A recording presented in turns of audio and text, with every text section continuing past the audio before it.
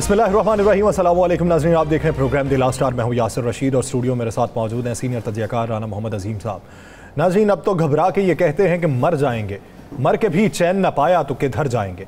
आज मुल्क के तूल अर्ज़ में बग़ैर किसी सियासी जमात के कहे हुए लोग सड़कों के ऊपर निकले और लोगों ने बबांगे दोहल एहतजाज किया है, बिजली के बिल फाड़े हैं, जलाए हैं, बहुत से लोग रोए हैं, कुछ बोल पाए हैं और कुछ बोल नहीं पाए हैं। वो सब लोगों का एक ही मुतालिबा है कि हम बिजली के बिल जो अदा नहीं कर पा रहे, हमारे लिए कौन इंतज़ामात करेगा, कौन इक़दामात उठाएगा। दूसरी जानिब अनवारुल हक साहब ने हंगामी इजलास तलब किया है और वो कहते हैं कि जितनी भी सहूलियात दी जा सकें वो दी जाएं, लेकिन सवाल ये है कि IMF की तमाम शराइत मानने के बाद सहूलियात किस तरीके से दी जाएंगी। सवाल ये है कि वो जो माजी करीब के अंदर इन तमाम टैक्सेस में लगाने के जिम्मेदार करार पाए हैं, अब उनके अमाल क्या हैं और अब वो क्या बोलते हैं। पाकिस्तान के अंदर सियासी मंजरनामा एक तरफ, कानूनी मंजरनामा एक तरफ, लेकिन जो मुआशी मंजरनामा है वो इस हद तक अबतर सूरत हाल इख्तियार कर चुका है कि या तो जुल्म सितम और जबर सह सह के अवाम खामोश हो जाते या फिर खुद सड़कों पे निकल आते।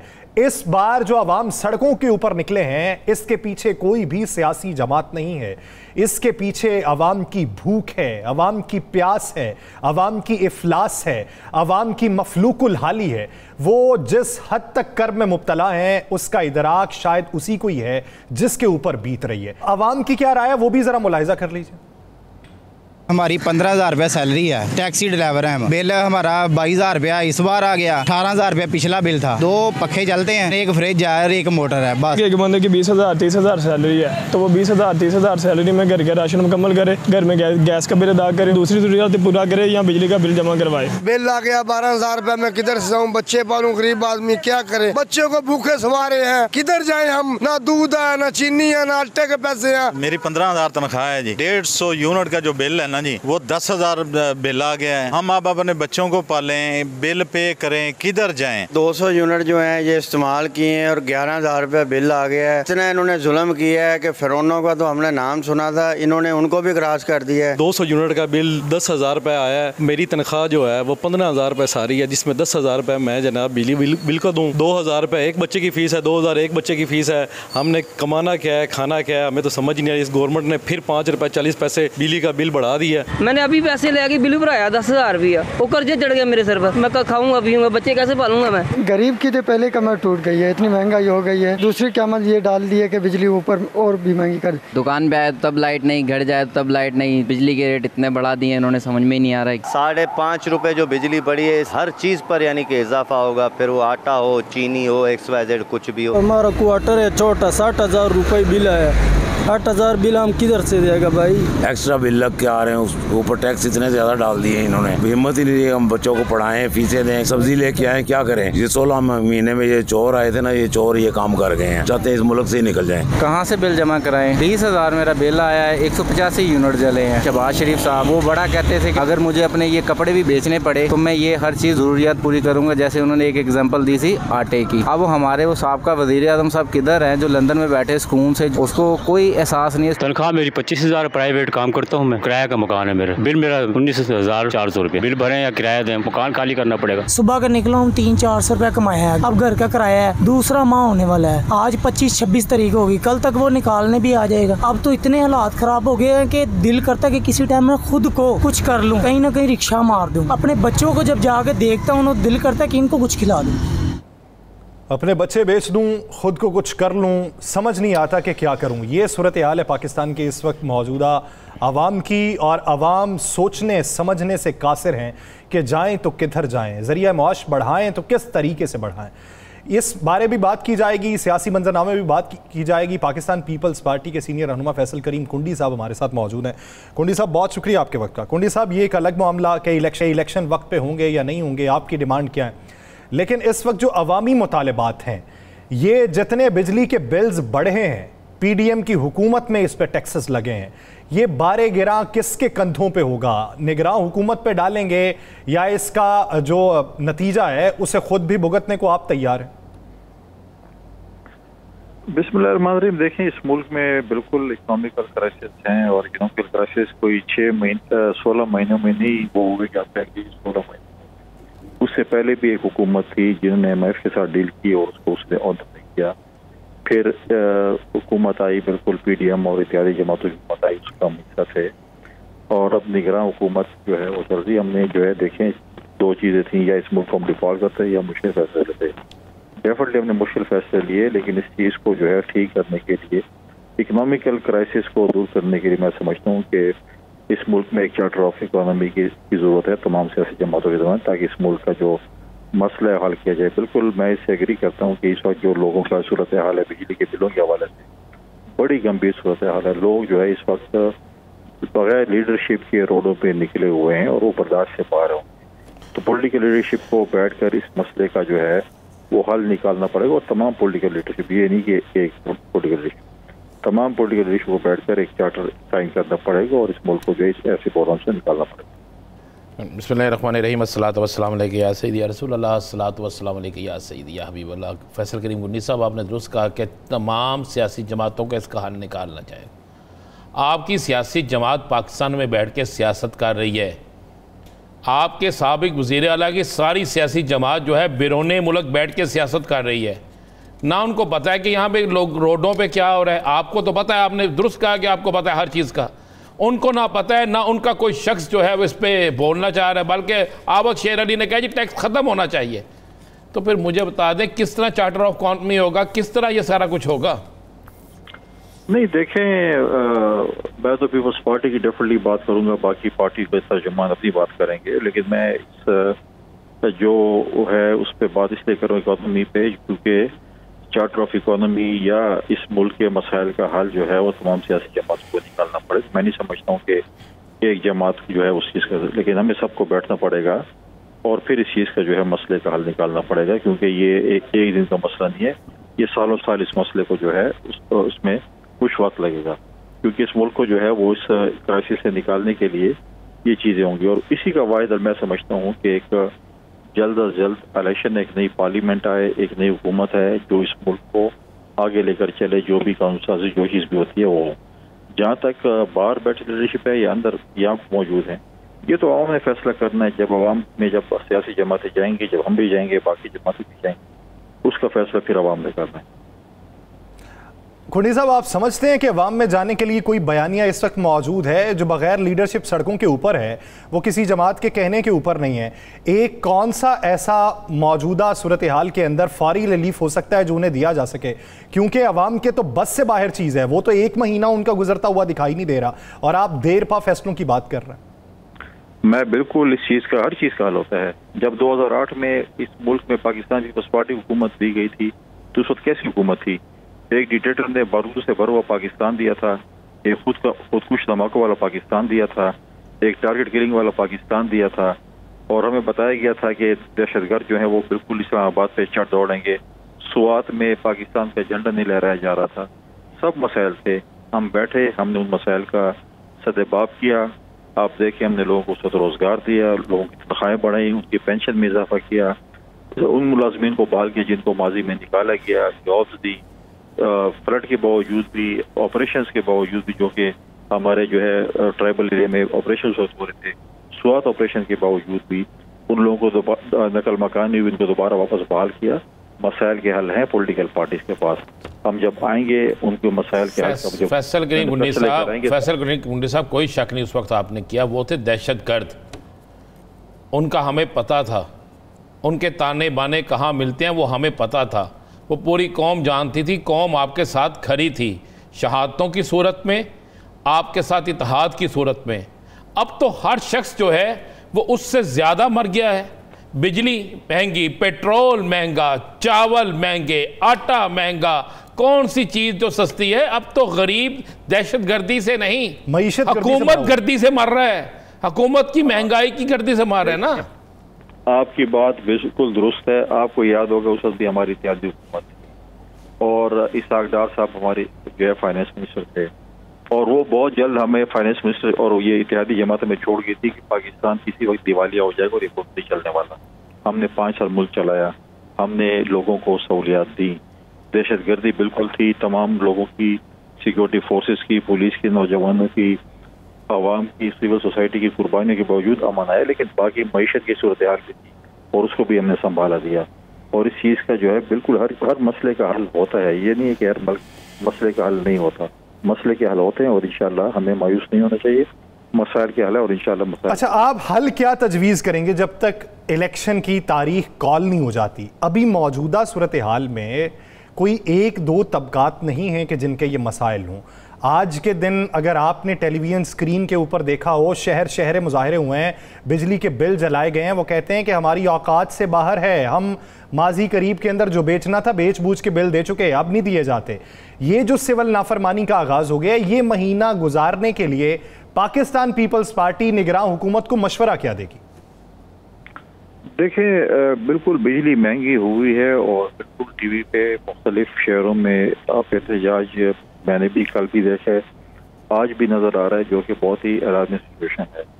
आज मैं अभी देख रहा था कि शायद कल एनर्जी पे निगरान वज़ीर-ए-आज़म साहब ने मीटिंग कॉल की है, जिसमें वो जो फ्री यूनिट्स बिजली के उनके अफसरान को मिल रहे हैं उनको ख़त्म कर रहे हैं, लेकिन हमें उसके बावजूद भी हमें बिजली के रेट्स को सस्ता करना पड़ेगा।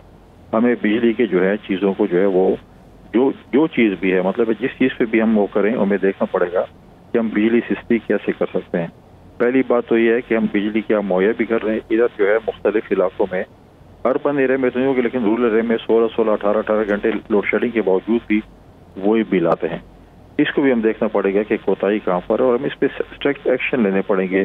बिजली की चोरी को रोकना पड़ेगा। बहुत से ऐसे इलाके हैं जहाँ पर बहुत ज़्यादा बिजली की चोरी हो रही है, उसको भी रोकना पड़ेगा। बहुत सी चीज़ें हैं, डिपार्टमेंट को, हुकूमत को और अवाम को मिलकर इस चीज़ का मसले का हल निकालना पड़ेगा। मैं समझता हूँ कि मसले कुंडी साहब सिर्फ बिजली महंगी नहीं है पाकिस्तान में, मुझे सवाए कोई एक चीज़ आप ही बता दें जो सस्ती है।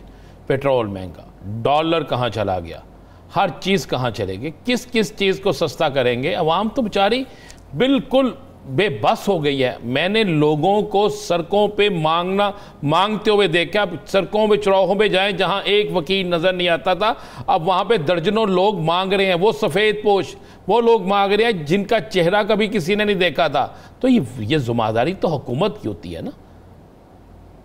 मैं बिल्कुल समझता हूँ हुकूमत की जिम्मेवारी, और मैं जो पहले बात की है कि हमने मसले का निकालना पड़ेगा। सिर्फ एक जमात मैं नहीं समझता कि निकाल सकते, सबको बैठना पड़ेगा। और मसाइल हैं, मुश्किलात हैं, या उनको डिफॉल्ट में लेके जाते या मुश्किल फैसले करते, दोनों तरफ से जो है वो मुश्किलात थी। लेकिन मैं समझता हूँ कि बिल्कुल मुल्कों पे, कौम पे मुश्किल वक्त आता रहता है, इसमें हमें मायूस नहीं होना चाहिए। हमें इस मसले का जो है, बिल्कुल चीज़ें महंगी हैं, बिजली भी महंगी है, पेट्रोल की कीमतें चढ़ रही हैं, जिस चीज़ को आग लगे वो चढ़ रही है, तो उसका सदबाब करना पड़ेगा। अब हम बैठ जाए कि चीज़ें महंगी हो रही हैं और क्या हो सकता है, उस चीज़ के मसले के हल की तरफ जाना पड़ेगा, मसले को किस तरीके से हल कर सकते हैं। अच्छा कुंडी साहब, आप क्या समझते हैं, जो मरदमशुमारी हुई, आप कहते हैं कि इंतखाबात इन तमाम मसाइल का हल है और कहीं किसी हद तक बेहतर हो जाएगी। मरदमशुमारी में मंजूरी पाकिस्तान पीपल्स पार्टी ने दी हुई है। अब आईने पाकिस्तान कुछ कहता है, इलेक्शन कमीशन एक्ट कुछ कहता है, इलेक्शन कमीशन के कवानीन कुछ और हैं, आईने पाकिस्तान के तहत मंजूरी आपने दे दी। क्या आपके माहिर कवानीन ने आपको पहले नहीं बताया था कि मरदमशुमारी हो जाएगी तो फिर बात हल्का बंदियों तक जाएगी?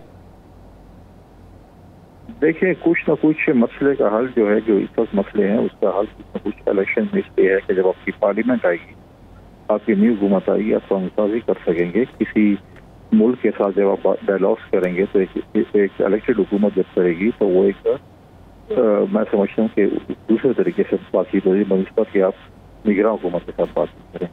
जहाँ तक इलेक्शन पे उसकी बात है, डिलिमिटेशन की बात है, बिल्कुल डिलिमिटेशन पाकिस्तान पीपल्स पार्टी ने उसको वोट किया।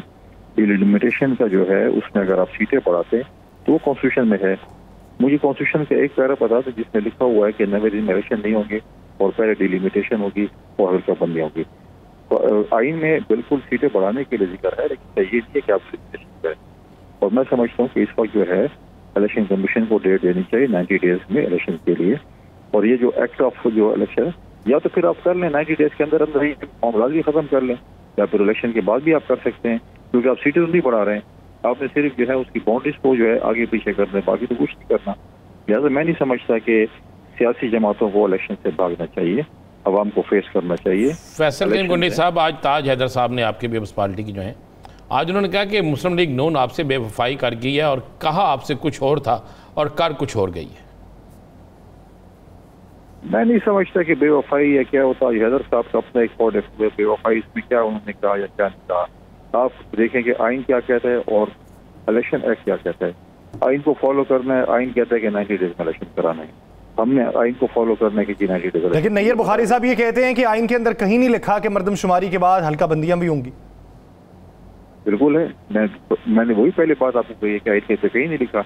हाँ, आइन में तो फिर आप क्यों नहीं समझते कि आपके साथ पाकिस्तान मुस्लिम लीग नून हाथ कर गई है? वो तो इलेक्शन कमीशन ने जब मुशावरत के लिए बुलाया तो एहसन इकबाल साहब कह के गए हैं कि हल्का बंदियां पहले करवाएं, फिर उसके बाद साफ शफाफ इलेक्शन करवाएं। तो इसका मतलब कि वो 4 महीने बाद की बात कर रहे हैं ना। देखिए, वो मुस्लिम लीग का अपना पॉइंट ऑफ व्यू होगा, वो अपना पॉइंट ऑफ व्यू रखे, हमने तो अपना पॉइंट ऑफ व्यू रखा है कि जो आइन कहता है कि 90 दिन में इलेक्शन है, हमारा चाहते हैं हम 29 तारीख को हमारा डेलीगेशन जो है वो इलेक्शन कमीशन से मिलेगा। उसके बाद फिर दोबारा हम सीसी की मीटिंग बुला रहे हैं, उसके बाद फिर हम फैसला करेंगे कि हमने क्या करना है। इसका मतलब 29 तारीख तक हम सब इंतज़ार करें, उसके बाद क्या होगा, क्योंकि पीपल्स पार्टी की तरफ ही सबकी नज़रें हैं और पीपल्स पार्टी ने फैसला करना है। और अगर पीपल्स पार्टी को भी इलेक्शन कमीशन कायल कर गया या कोई और कायल कर गया तो फिर हम समझें इलेक्शन लंबे चौड़े लेट हैं। पीपल्स पार्टी ने कभी भी कायल नहीं होना। पीपल्स पार्टी ने हमेशा इलेक्शन के लिए हर फोरम पे आवाज़ उठाई और हमेशा हम इलेक्शन चाहते हैं, जमहूरी लोग हैं, जमहूरी पार्टी हम इलेक्शन चाहते हैं। आप मुझे बताएं क्या इलेक्शन कमीशन ने इलेक्शन का शेड्यूल भी दिया है? उन सिर्फ हल्का बंदियों का शेड्यूल दिया है। और यहाँ पर देखें उसके बाद अगर लोग कोर्ट्स में जाएंगे और हमारी अदालतों का तो देखें, आप खुद देख लें कि जब हमारे पुराने जो इलेक्शन ट्रिब्यूनल के केसेस पड़े हुए हैं, 5 साल गुजर गए, आज तक उनका केस का फैसला नहीं हो सका। 5 साल असम्बली ने टाइम भी पूरा कर लिया और अभी तक वो बैठे हैं। फैसल करीम साहब फिर यासर करेगा सवाल माजरत से, जिसका अदालतों ने फैसला दिया उस पर किसने अमल किया? आप ही की हुकूमत थी ना। जब इस मुल्क देखें, जब इस मुल्क में अदल और इंसाफ नहीं होगा तो यही काम होगा। जब अदालतें पार्टी बन जाएंगी और कहेंगी कि आप इसको जो है जाकर प्रोसीडिंग में पेश करें, हमारे रूट से लेके आएँ, उनको जाकर रखें जनाब रेस्ट हाउस में, उनके खाने का मेन्यू हम डिसाइड करेंगे क्या खाएंगे, वो उनके लिए हम बताएंगे, उनके लिए उनके दोस्तों को बिठाएं। कभी आपने पाकिस्तान में देखा है कि कभी किसी को रिमांड से उठाकर जो है वो सुप्रीम कोर्ट ला के उसकी अगर जमान करवाई? तो हम भी तो मिसालें कायम करते हैं ना। हमने तो देखे ना, हमने भी तो Guinness book of world record में अपने नाम लिखवाते हैं। कुंडी साहब, ये जो आपका अभी मजलिस आमला का इजलास हुआ है, एतजाज साहब उसमें शरीक थे? बिल्कुल, एतजाज साहब तकरीबन हर इजलास में शरीक होते हैं। तो ये वो खबर क्यों फैलाई गई थी बुनियादी रुकनीत मुअत्तल कर दी? जिसकी बुनियादी रुकनीत मुअत्तल हुई हो वो सीईसी के इजलास में कैसे बैठ सकता है? देखिए, मैं तो सिर्फ चैनल पे देखा तो उस पर मैंने कहा था कि कोई बुनियादी रुकनीत न उनको शोकाज मिला था, न उनको बुनियादी रुकनीत खत्म की थी। आपके पंजाब के सदर ने कहा था जी, हम प्रोग्राम में कहा था। पंजाब के सदर के पास देखें कोई इख्तियार नहीं होता। बुनियादी रुकनीत कोई भी पार्टी के चेयरमैन के पास इख्तियार होता है, पार्टी के सूबाई सदूर के पास कोई इख्तियार नहीं होते कि वो किसी की बुनियादी रुकनीत खत्म कर। अच्छा, एतजाज साहब ने राय क्या दी कानूनी तौर के ऊपर ये इलेक्शन के हवाले से? यही बात की जो मैंने आज आपसे बात की, इसी पे नैयर बुखारी साहब ने भी, रज़ा रवानी साहब ने भी, साहब ने भी हमारी को जो है सीसी की उसको ब्रीफ किया, कानून से ब्रीफ किया कि जी 90 डेज के इलेक्शन के ऊपर जो तमाम हमारे जो पार्टी के तो टीवी चैनल से बात कर रहे हैं, ये पाकिस्तान पीपल्स पार्टी का जो है वो जो हमारे। एक आखिरी सवाल का जवाब दे दीजिएगा, अगर 90 दिन में इलेक्शन नहीं होते आपकी इलेक्शन कमीशन से मुलाकात के बाद भी, तो क्या पीपल्स पार्टी रवायती तरीके से अपनी तहरीक चलाएगी या फिर इंतज़ार करेगी? देखिए, पाकिस्तान पीपल्स पार्टी ने माजी में डिक्टेटरों के खिलाफ भी तहरीकें चलाई हैं और इलेक्शन के लिए काफ़ी और जमहूरियत के खिलाफ भी तहरीकें भी चलाई हैं, सारे फोरम भी इस्तेमाल किए हैं। इलेक्शन कमीशन की मीटिंग के बाद पाकिस्तान पीपल्स पार्टी की सीसी ने फैसला करना है हमने क्या एक्शन लेना। पहली बात है कि पहले मीटिंग हो जाए, उसके बाद ही हमने फैसला करने का हमने क्या एक्शन लेना। इलेक्शन कमीशन के साथ मीटिंग हो जाए, उसके बाद फैसला किया जाएगा कि पाकिस्तान पार्टी का अगला लाहेअमल क्या होगा। बहुत शुक्रिया फैसल करीम गोंडी साहब इस हवाले से अपना वक्त देने के लिए। नाज़रीन, दीगर इश्यूज़ पे बात करेंगे एक शॉर्ट ब्रेक के बाद, कहीं नहीं जाएगा। Stay with us.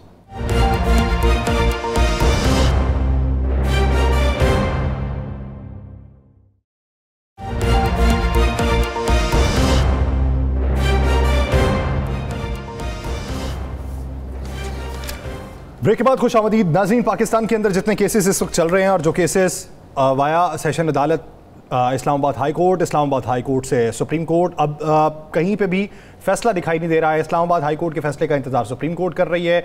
Supreme court में समाअत जाती है तो वो फिर वापस भेज देते हैं। ये मंजरनामा कहाँ तक फंसा हुआ है?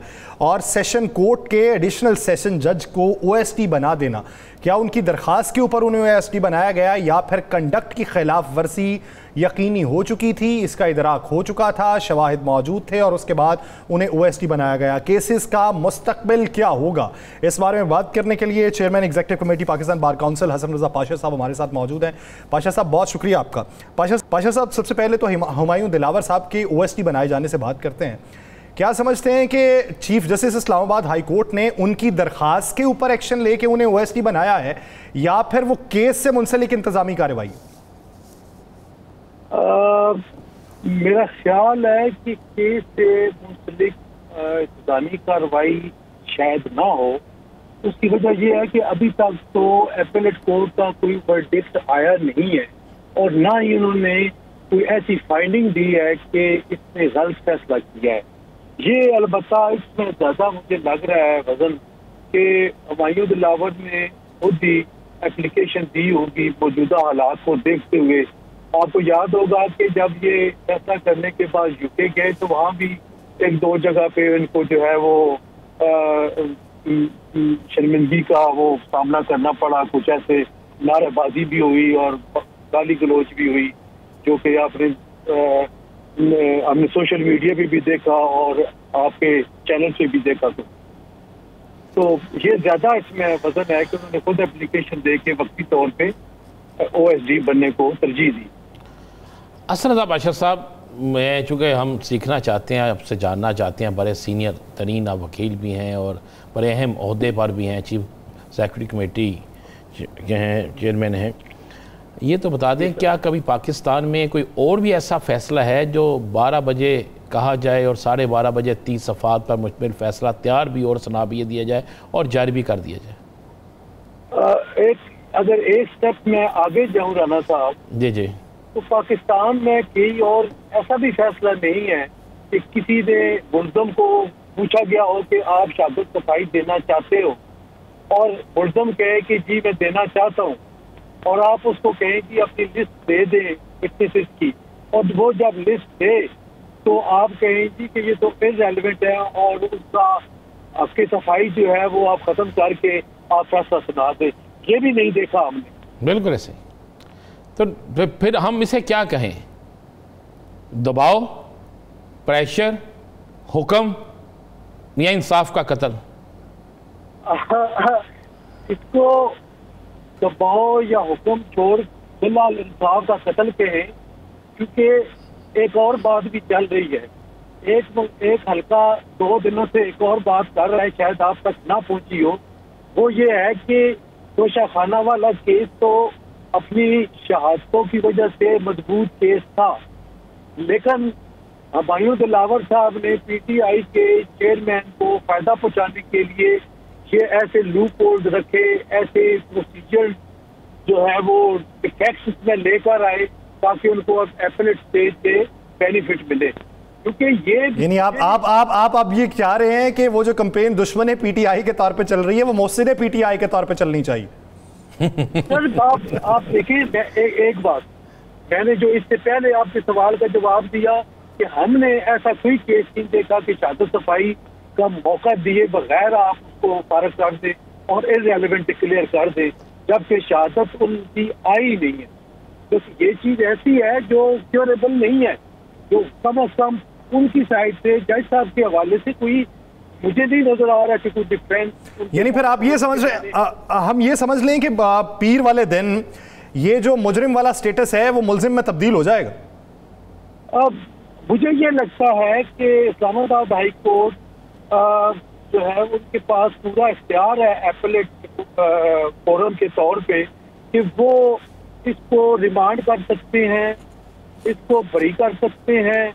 लेकिन एक चीज जरा ध्यान में रहे कि जो पीर वाले दिन है वो सिर्फ पिटीशन लगी है सस्पेंशन ऑफ सेंटेंस की, मेन अपील नहीं लगी हुई। जो भी आप एक्सपेक्ट कर रहे हैं फैसला, वो मेन अपील जब फिक्स होगी उस पर फैसला मुमकिन है कि ये आए और वो रिमांड हो जाए, दोबारा फैसले के लिए भेजे शादो सफाई और मेंटेनेबिलिटी वाले जो पॉइंट्स हैं उनको फिर रेज करके उसको फिर एड्रेस करके तो फिर वो करे। अच्छा जी, ये तो बता दें, ये लिफ्ट वाला जो मामला हुआ है, आप के साथी थे लिफ्ट में फंस के, लिफ्ट ख़राब हुई, ख़राब की गई, क्या आपके पास इंफॉर्मेशन है? देखिए, इस वक्त कोई ऐसी एविडेंस नहीं है जिस पे ये कहा जाए कि लिफ्ट जो है वो खराब की गई है। अलबत्ता बड़ा अफसोसनाक वाक़या है और जो उसकी कैपेसिटी है उससे ज़ायद अफराद उसमें सवार थे। बहुत ही सीनियर कौंसल सरदार लतीफ़ भुट्टो साहब उसमें थे और बड़ा अफसोस हमें हुआ इस वाक़े की वजह से और हमने कंडेम भी किया। लेकिन इसमें मैं समझता हूँ कि जो इंतज़ामिया की नाअहली है वो अपनी जगह पे मौजूद है कि सवाल तो बनता है कि सर वो किसी प्राइवेट प्लाजे की लिफ्ट तो है नहीं, इस्लामाबाद हाई कोर्ट की है। SOPs होने चाहिए कि कितने अफराद सवार हो सकते हैं, कितने नहीं हो सकते। जी, असल में आप शायद वहाँ गए नहीं, हम जाते रहते हैं, देखा है कि वहाँ पे कोई लिफ्ट ऑपरेटर कोई नहीं है और लिफ्ट ऑपरेटर ना होने की वजह से कैपेसिटी से ज्यादा लोग बैठ गए और ये इस तरह का वक़ूआ हुआ। और अगर जाते हुए रुकती तो फिर एक बात थी कि इनको रोका जा रहा है, लेकिन वो हियरिंग के बाद वापस आ रहे थे तो वो ये रुका है। लेकिन तहकीकात बहरहाल जरूर होनी चाहिए। हम समझते हैं कि इंडिपेंडेंट तहकीकात होंगी तो चीज जो भी सामने आएगी, अगर तो इसमें कोई मैला फायदी है, किसी ने जानबूझ के अगर ऐसा किया है तो वो बहरहाल सामने आना चाहिए और उसके खिलाफ फिर कार्रवाई भी होनी चाहिए। अच्छा, लतीफ़ खोसा साहब ने ऐलान किया है कि वो पेशावर से तहरीक का आगाज़ कर रहे हैं। क्या आप समझते हैं वो तहरीक उनके ग्रुप की होगी या वो तहरीक बिल्कुल तमाम के तमाम वकला की होगी? देखिए, हमारे बुजुर्ग हैं, बड़े सीनियर हैं, बड़ा एहतराम है उनका। आपको याद होगा कि कोई 3 महीने पहले उन्होंने लाहौर में एक राउंड टेबल कॉन्फ्रेंस की थी जिसमें और उनके बतौर तमाम जो लॉयर्स हैं उनको बुलाया गया, सीनियर लॉयर्स को, और वहाँ पे बाकायदा ऐलान किया गया कि हम तहरीक चलाएंगे और उसमें एक मखसूस पार्टी के ऑलमोस्ट तमाम वकला शामिल थे और एक उनके सेनेटर जो शायद उनके पास वकालत की डिग्री थी या नहीं, उनको जिंदगी में पहली दफा मैंने काला सूट पहने देखा, वो मौजूद थे। तो वो एक मोटिवेटेड की मूवमेंट थी, लेकिन उसके बाद फिर कोई तहरुक नहीं हुआ तहरीक का। देखिए, तहरीक वकला ने अगर चलानी है तो सबसे बेस्ट फोरम वकला का पाकिस्तान बार कौंसिल और फिर प्रोविंशियल बार कौंसिल्स हैं। अच्छा पाशा साहब, कभी कभार बातें कुछ सुने ना तो वो होता है कि यार ऐसा नहीं होना चाहिए या अखलाकी तौर पे ऐसा नहीं। मैंने बहुत से लोगों को जिनका ताल्लुक लाहौर से है ये बातें करते सुना है कि अगर खोसा साहब आएँ तो उनके घुटनों को हाथ लगाएं, एतजाज़ साहब आएँ उनके भी घुटनों को हाथ लगाएं, जी सर करें, लेकिन वो जो बातें कहते हैं वो सुने, उस पर अमल ना करें। वो कहते हैं कि वो अपनी ज़िंदगी गुजार चुके हैं, अब हमें गुजार रही हैं। ये इस तरह के भी लोग पाए जाते हैं वकला कम्युनिटी में। सर, मैं चूँकि बड़ा वकला के साथ डायरेक्टली इन टच हूँ, आम वकील के साथ, ठीक है, और वो जो बातें करते हैं हमें हाथ बांध के कहते हैं कि मेहरबानी करें अब हमें अब किसी तहरीक में ना झोंकें। पहले भी एक तहरीक में क्या फ़ायदा हुआ, क्या नुकसान हुआ, कतई नज़र इसके हम कामयाब तो ज़रूर हुए, लेकिन जो एंड रिजल्ट निकला उसमें हमें कामयाबी नहीं नजर आई। हमें जो हम चाहते थे एक तब्दीली, तो उस वक्त एक चीफ जस्टिस बहाल होने के बाद पूरे सिस्टम को ठीक करेंगे, वो बजाय इसके कि वो चैम्बर में बैठते और सारा सिस्टम ठीक करते, ट्रायल नीचे सिविल कोर्ट से लेके सुप्रीम कोर्ट तक और एक ऐसा रूल ऑफ बिजनेस बनाते कि जिसमें आम लिटिगेंट को फायदा पहुंचता, लेकिन नहीं हो सका। तो हमें तो मायूसी हुई है और इसीलिए वकला कहते हैं कि अभी हम, और वकला इस वक्त तहरीक के मुंह में भी नहीं है। हाँ, एक तहरीक चल सकती है, एक चीज हो सकती है, यानी तहरीकें अगर चलानी होती तो चैम्बर में बैठ के भी चलाई जा सकती थी। माजी की जो तहरीक है उसने कुछ फ़ायदा नहीं दिया। बहुत शुक्रिया हसन रज़ा पाशा साहब इस हवाले से अपना वक्त देने के लिए। कानूनी मंजरनामे के बाद मौशी मंजरनामे में बात की जाएगी। एक शॉर्ट ब्रेक के बाद कहीं नहीं जाएगा। Stay with us.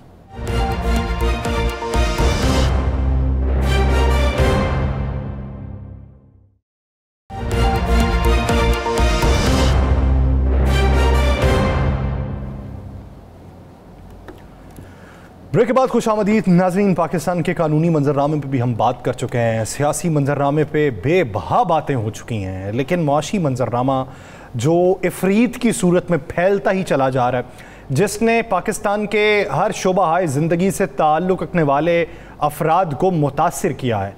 उनकी आप बीती भी आप तक प्रोग्राम के आगाज़ से पहले पहुँचाई, लेकिन इस वक्त जो मुश्किलात हैं उससे निकलने के कोई वे आउट मौजूद है हमें तो दिखाई नहीं देता। लेकिन अवाम किस कर्ब में मुब्तला है और आने वाले दिनों में मंजरनामा क्या हो सकता है, राना साहब से जानते हैं। राना साहब क्या देख रहे हैं, ये सारी जो हलचल मच रही है बग़ैर किसी सियासी लीड के कहाँ लेके जाएगी? यासर बड़ा खौफनाक सिनेरियो बन गया। सिर्फ बिजली महंगी नहीं है, आटा महंगा, बिजली महंगी, पेट्रोल महंगा, डॉलर महंगा। मैं कह रहा हूँ कोई एक ऐसी चीज़ नहीं है जो सस्ती हो। अब लोग खुद सड़कों पे निकल रहे हैं, मसाजिद में ऐलान हो रहे हैं कि कोई बिजली का बिल जमा नहीं कराएगा, मार्केटों में ऐलान हो रहे हैं, औरतें बच्चे बूढ़े कह रहे हैं कि जनाब अब कोई मीटर चेक करने आया, मीटर उतारने आया, और अगर किसी वापडा या किसी और बिजली के किसी अफसर की गाड़ी पे हमें प्लेट नजर आई वो हमारी तरफ आए, हम नहीं छोड़ेंगे। ये आलम हो रहा है। क्यों ना हो? मुझे एक बात बताएं, ये मेरे कैमरामैन है, इसी दफ्तर के कैमरामैन है, ये बैठे हैं बेचारे, इनके सिंपल सी बात, मैंने इन्हें, आपने और मैंने इकट्ठे हैं, मैंने इन्हें परेशान देखा। 233 यूनिट का बिल, 14,000। ब्लड प्रेशर हो गया, घर का किराया देना है, बेटी के स्कूल की फीस देनी है, बीवी की दवाई लानी है, खुद बीमार है अपनी दवाई लानी है, 14,000 बिल दे दिया। बाकी कितने पैसे बच के तनख्वाह में से? कहां से खाएगा, कहां से पिएगा, कहां से मरेगा, कहां से जिएगा? ये तो आलम हो चुके हैं। और आपकी जमात जो है, उनके जनाब आबद शेर अली साहब आके कहते हैं टैक्स खत्म कर दें। जी, लगाया किसने था भाई? क्या ये टैक्स मोहम्मद बूटे ने लगाया था? टैक्स आप लोगों ने लगाया था। मरियम साहबा का शॉर्ट भी सुन लिया ना आपने। और अब क्या होगा? वज़ीर आज़म साहब ने कल बुलाया है, क्या कहेंगे? जो 200 यूनिट तक जिसकी बिजली है या 250 यूनिट तक है, उनके ये रेट कम करेंगे। और भाई घर में एक पंखा चलता है और आप 300 यूनिट बना देते हैं, 200 यूनिट बना देते हैं। ये बहुत बड़ा स्कैंडल मंजर आम पे आ रहा है। सोशल मीडिया के ऊपर मुख्तलिफ मीटर रीडर्स को पकड़ा जा रहा है। वो समझ नहीं आ रही कि वो जो रीडिंग ली जा रही है वो 30 दिनों की है, 35 की है, ये 40 दिनों की। यासर साहब, आज जब सॉर्ट करने गए, मैंने एक शख्स से पूछा, खुदा की कसम उसने रोना शुरू कर दिया। मैंने कहा हुआ क्या है बाबा जी? उसने कहा बेटा, बड़ी मेहनत से बेटे की साइकिल ली थी, बेटे के लिए, एक ही बेटा है, बड़ी मुश्किल से उसे पढ़ा रहा था, बस्ता बेच दिया, किताबें बेच दी, पेंसिल शॉपर सब बेच दिया, उसकी साइकिल बेच दी, फिर भी बिजली के बिल के पैसे पूरे नहीं हुए, फिर भी बिजली के बिल के पैसे पूरे नहीं हुए। मुझे उसी में फिर याद आया ना कि अज मैं अपने बच्चे का बस्ता बेच के आया वहाँ, लोड़ तो कोई ज़्यादा सी पर सस्ता बेच के आया। अब मुझे एक बात बता दें, ये जो लोग बेचारे निकले हैं, औरतें बच्चे बूढ़े जवान, कोई जो निकला है, ये देखिए एक फुटेज, बेचारा बिल जमा कराने के लिए ये लोग क्या कर रहे हैं? भीख मांग रहे हैं, लोग रो रहे हैं। 15,000 तनख्वाह, 16,000 बिल, खुदकशियाँ करें। क्या एक शख्स ने खुदकशी नहीं की गले में बिल डाल के? क्या उसने छलांग नहीं लगाई? उसका जिम्मेदार कौन है? उसका जिम्मेदार वो शख्स है जो हाथ में वक्त है। वो लोग हैं जिन्होंने ये बिजली के बिल बढ़ाए। सारी हुकूमत बैठ गई है जाके बैरूने मुल्क, वहां पर बैठ गए हैं। उन्हें क्या पता किस गरीब के साथ क्या हो रहा है? हुक्मरानों को क्या पता है? मुझे एक बात बता देना, उनके घरों की बिजली का बिल तो सरकारी है, उनके गाड़ियों में पेट्रोल तो सरकारी है, उनके फोन का बिल तो सरकारी है। उनको क्या पता है? किसी को पता? कोई एक शख्स है जिसके मतलब आप ये कह सके ताजर परेशान है, आम आदमी परेशान है? कौन करेगा यासर? यासर आप बता देना मुझे, कौन होगा? किसको करेंगे? कौन पैसे देगा? कहां से बिजली का बिल अदा करेंगे? लोग भूख से मर रहे हैं, लोगों के पास जहर के लिए पैसे नहीं हैं, लोगों के पास खाने के लिए पैसे नहीं हैं। जाए जाके सड़कों पर देखें, वो शख्स भीख मांग रहा है जिसने जिंदगी में हाथ इस तरह नहीं किया था। वो औरतें बेचारी बेपर्दा होकर सड़कों पर खड़ी होकर मांग रही हैं, जिन्होंने अपने बच्चे भूख से सोते हुए नहीं देख सकती, सिर्फ हंडियां चूल्हे पे चढ़ा रखी है। बीच में कुछ नहीं है, कुछ नहीं है बीच में। शायद इन्हीं लोगों के लिए है ना यासिर साहब, आप तो शायर है, आप तो सब कुछ लिखते हैं, इन्हीं लोगों के लिए है ना अजब ये रस्म। चारा घरों की बस्ती में लगा के सख्त नमक से मसाज करते हैं। गरीब शहर तरसता है नवाले को, एक नवाले को, और अमीर शहर के कुत्ते भी राज करते हैं। तो यही हो रहा है, यहाँ पर लोग एक एक नवाले को तरस रहे हैं, और हुक्मरानों के कुत्ते जो है ना वो भी एसी वाली गाड़ी में जाते हैं।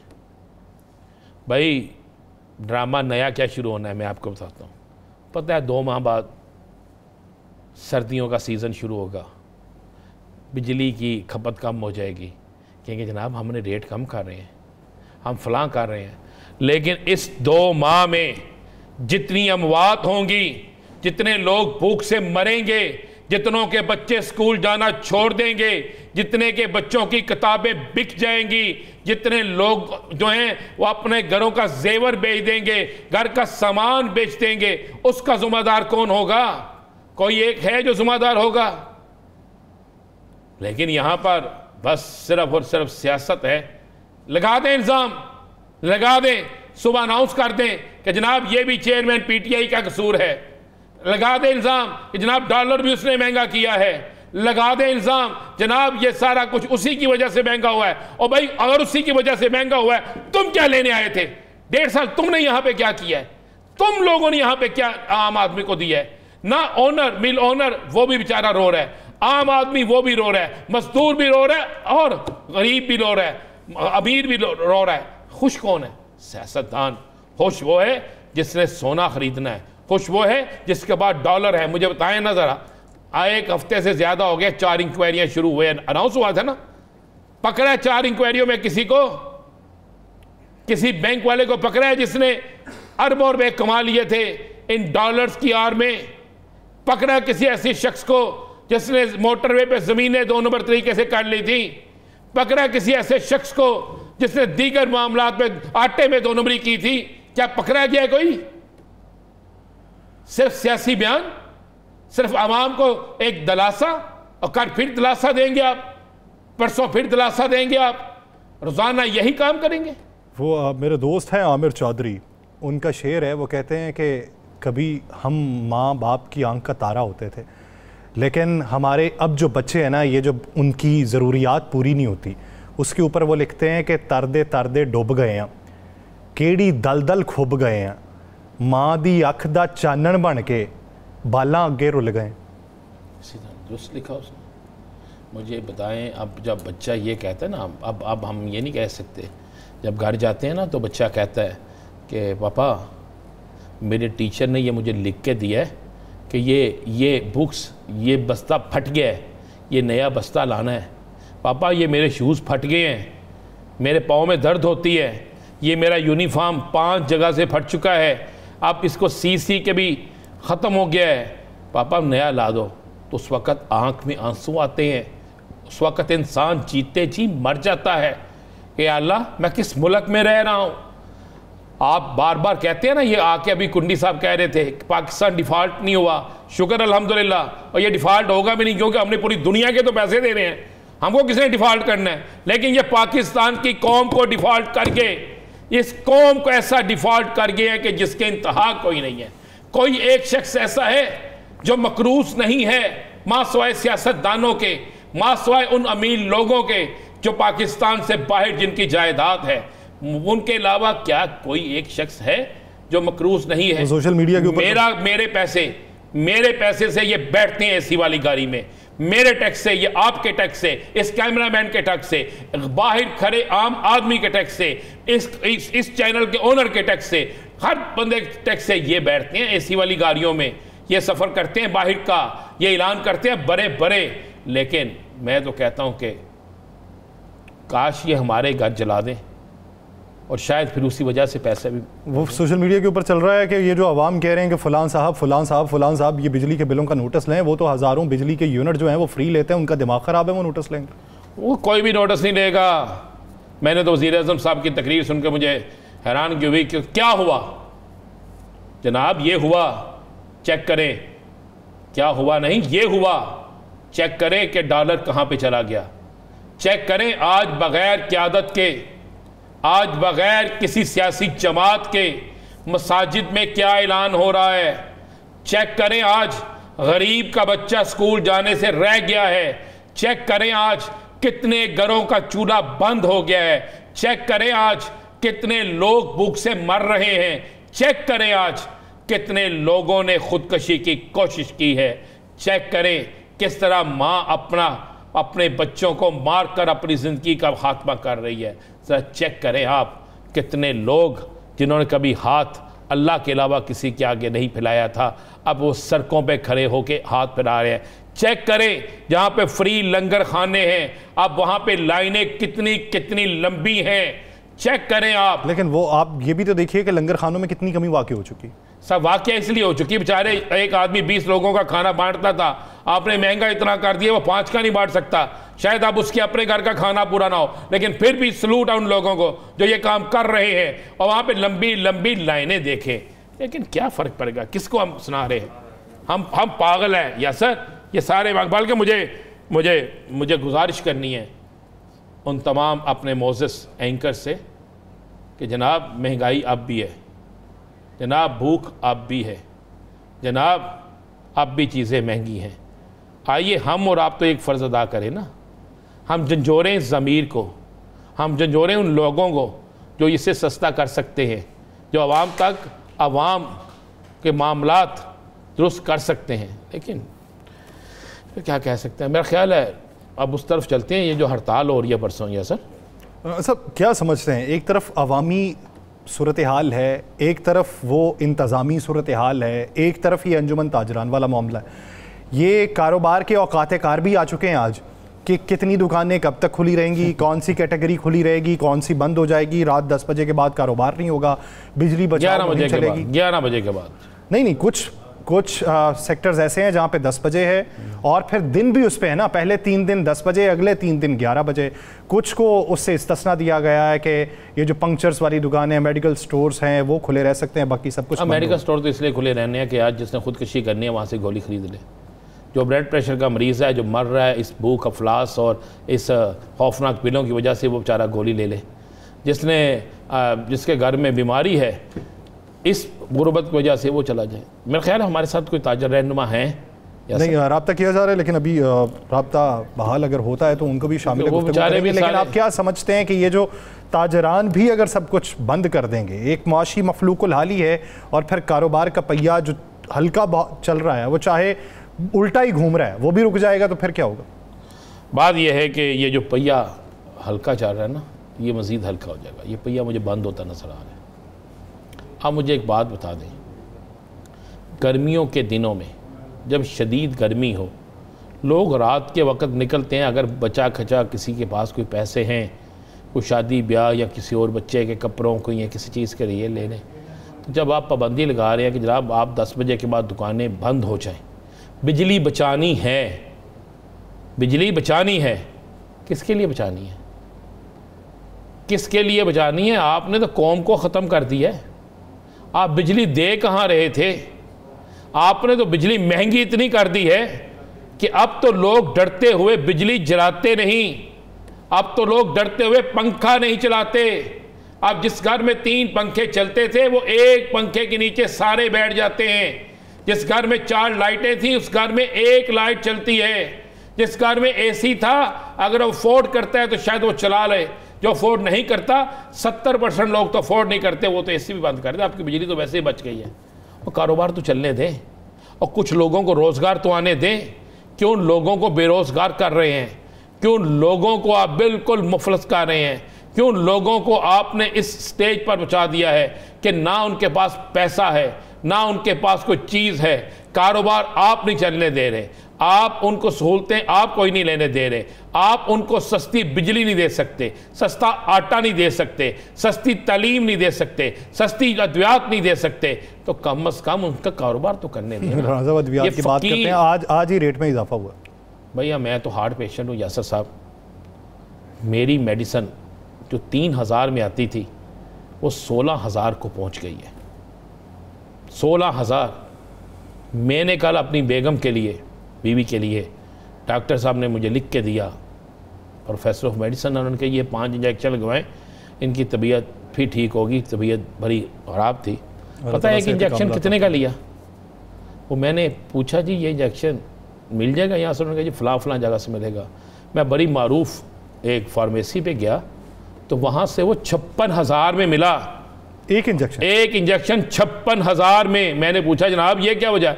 उसने कहा भाई पहले होता था 3000 में, अब इतना महंगा हो गया, इतना नायाब हो गया, 56 में लेना तो ले जाएं, ये कल 56 से 66 में हो जाएगा। और मैंने कहा अच्छा चलें जी, जो अल्लाह को बेहतर मंजूर। अब मुझे बताएं, मैं वो लेके चला गया, एक किसी की अपने की जान से आगे तो कोई चीज़ नहीं। लेकिन मुझे बताएं कि इस मुल्क के अंदर ये कब तक चलता रहेगा? कब तक ऐसा होता रहेगा? कब तक मनमानी के रेट चलते रहेंगे? कब तक लोगों को इस चक्की में पिसना पड़ेगा? ये कहाँ गए वो? मुझे मुझे मुझे मिल नहीं रहे वो लोग जो कह रहे थे सबका दौर में जनाब बड़ी मेडिसिन महंगी हो गई, जनाब लोग मर रहे हैं, तो जरा आए ना आके दिखाएं क्या अब सस्ता हो गया? क्या ये आपने कोई लगा दिया कोई ऐसा सिस्टम कि जनाब ये सब कुछ सस्ता हो जाए? ऐसा साहब कोई चीज़ तो सस्ती होनी चाहिए ना। यहाँ पर तो अब मौत भी महंगी है, अब तो कफन का कपड़ा भी 300 गुना महंगा हो गया। इंसान तो वहीं पे बेबस हो जाता है जब ऐसे मनाजिर देखता है कि एक रेडी बान जो सिर्फ बेचने वाली चीज़ें, जो घर की फजूल अशिया होती हैं, कबाड़ की अशिया होती हैं, वो उससे अपना रोज़गार कमा के रात को घर जा रहा हो और मोटरसाइकिल पे सवार आएँ, उसके ऊपर पिस्तौल ताने और उससे वो मैंने देखी है, वो देखिए अंदाज़ा लगाएं। आप सोचिए कि उसके घर के ऊपर क्या कर्ब मुसल्लत होगा। ज्यादा से ज्यादा भी होगी तो 1000, 1200, 3000 कमाई ले गए बात है ना, किसी लिए तो क्या, लेकिन जिस दौर में लुट जाए फकीरों की कमाई। वो शहद के सुल्तान से कुछ भूल हुई है, किससे हुई है? अपना गिरेबान झांके, एहतसाब कीजिए, फिर के एहतसाब की तरफ चलिए। मुझे और राना साहब को दीजिए इजाज़त। अपना बहुत सा ख्याल रखिएगा। अल्लाह ने के बाद।